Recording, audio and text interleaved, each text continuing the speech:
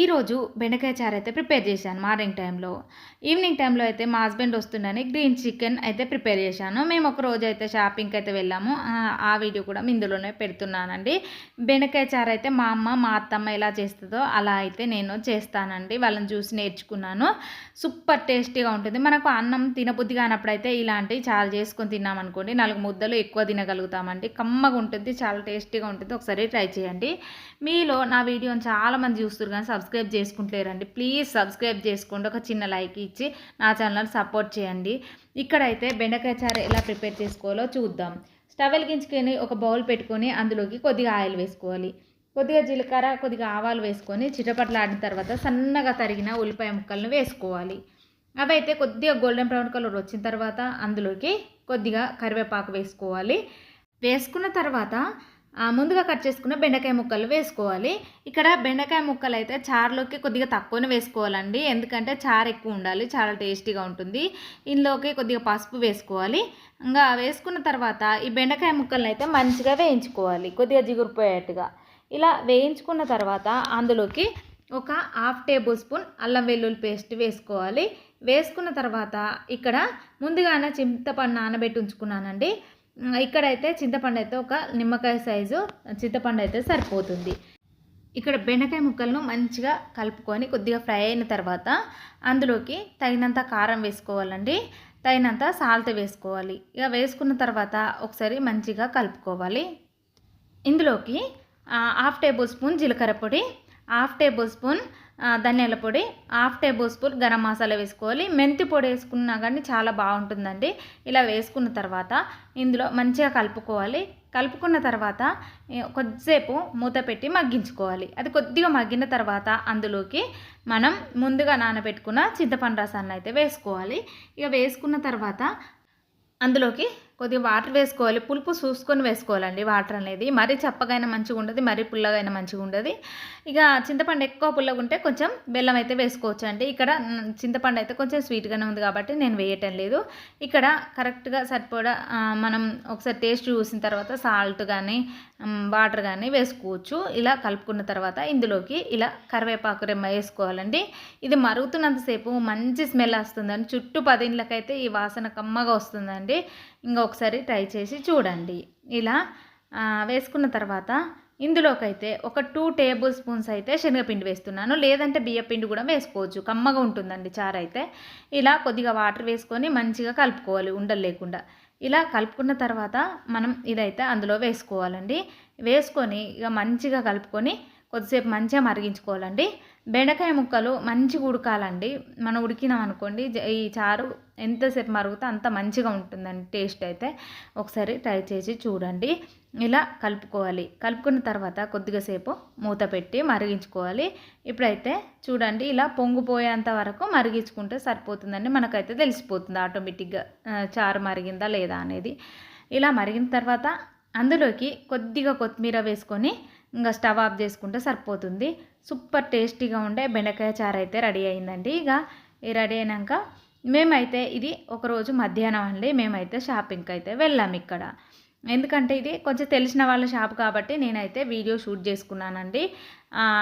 ఎందుకంటే చాలా బాగుంటాయండి ఇంట్లో బట్టలు అయితే. ఇదైతే పెయిడ్ ప్రమోషన్ అయితే కాదండి, నేను నా ఓన్గా మాత్రమే నేను అడిగి షూట్ చేసుకున్నాను.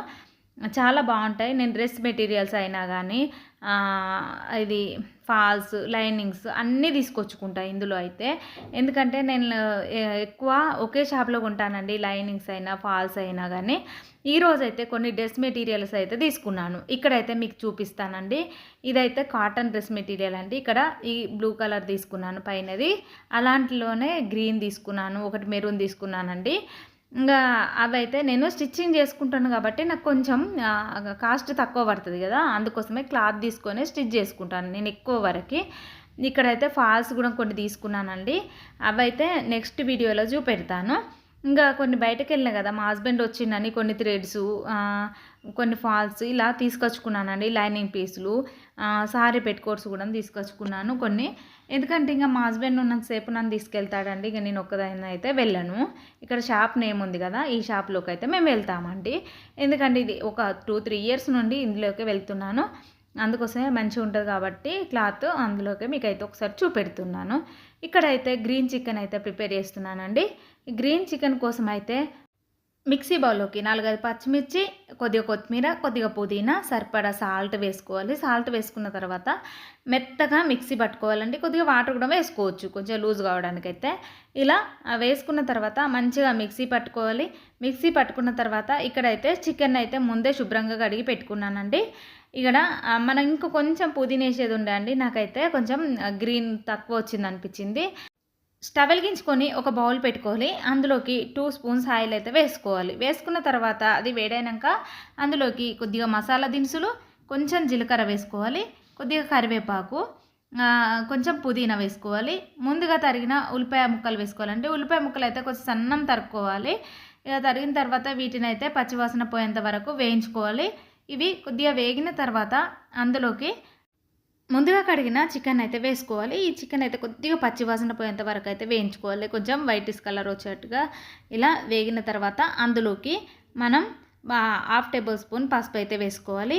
వేసుకున్న తర్వాత అందులోకి 1/2 టేబుల్ స్పూన్ అల్లం వెల్లుల్లి పేస్ట్ వేసుకోవాలి. ఇలా వేసుకున్న తర్వాత పచ్చివాసన పోయేంత వరకు వేయించుకోవాలి. అది వేగిన తర్వాత అందులోకి అయితే మనం ముందుగా మిక్సీ పట్టుకున్న పేస్ట్ని అయితే వేసుకోవాలండి. వేసుకుంటే మనకైతే మెయిన్ ఇంగ్రీడియంట్ ఇదే. కొద్దిగా తక్కువైందండి పుదీనా, కొత్తిమీర. ఇంకా కొంచెం ఎక్కువ ఉంటే బాగుంటుండే అనిపించింది నాకు. కానీ గ్రీనిష్ కూడా లేదండి పుదీనా.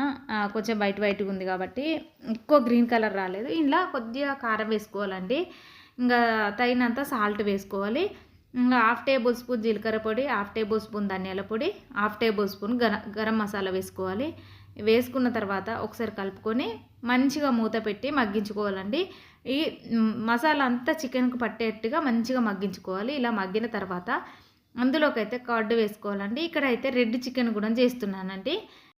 ఈ రెడ్ చికెన్ ఇదివరకు చూపించాను కాబట్టి లాంగ్ వీడియోలో పెట్టలేదు, షార్ట్ వీడియోలో పెడతానండి. ఇందులోకి కర్డ్ వేసుకొని మంచిగా కలుపుకోవాలి. ఇంకా కొద్దిగానే వేసుకోవాలండి, కర్డ్ అనేది ఎక్కువ వేసుకోవద్దు. ఇక్కడ 1/2 బౌల్ అంతా వేసాను. వేసిన తర్వాత ఇదంతా మంచిగా ముక్కకు పట్టేంత వరకు మంచిగా మగ్గించుకోవాలండి. చికెన్ అయితే సూపర్ టేస్టీగా ఉంటుందండి. గ్రీన్ చికెన్ అయితే మనం రోటీ, చపాతీ, రైస్ దేనిలోకైనా చాలా టేస్టీగా ఉంటుంది. ఇలా మంచిగా వాటర్ అంతా ఇంకిపోయి మంచిగా దగ్గరికి వచ్చేంత వరకు, ఆయిల్ పైకి తేరేంత వరకు అయితే చికెన్ అయితే ఉడికించుకుంటే సరిపోతుందండి. ఇది ఉడికిన తర్వాత ఇందులోకి కొద్దిగా కొత్తిమీర వేసుకొని స్టవ్ ఆఫ్ చేసుకుంటే ఇక్కడ గ్రీన్ చికెన్ అయితే రెడీ అయింది. ఇంతటితో ఈ వీడియో కంప్లీట్ అయింది. వీడియో చూస్తూ వెళ్ళిపోకుండా ఒక చిన్న లైక్ ఇచ్చి నా ఛానల్ సబ్స్క్రైబ్ చేసుకోండి. నా ఛానల్ సపోర్ట్ చేయండి. Bye friends.